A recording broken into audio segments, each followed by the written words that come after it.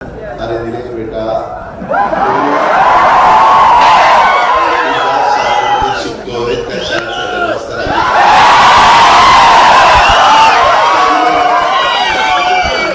तू धमक्या देऊन माझ्या कार्यकर्त्यांना त्रास दिला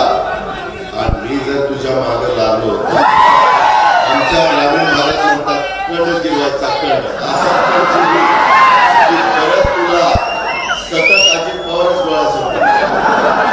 माझ्या नादी लागू नको महाराष्ट्रात जे जे माझ्या नादी लागले त्याचा पुरता बंदोबस्त केलेला महाराष्ट्र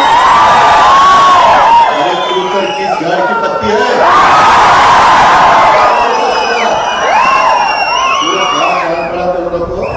मी जोपर्यंत शांत आहे तोपर्यंत शांत आहे परंतु जर तू आमच्या माणसाच्या किंवा माझ्या कार्यकर्त्याच्या सर्वसामान्य माणसाच्या केसाला धक्का लावला ना बघून घेईल तुला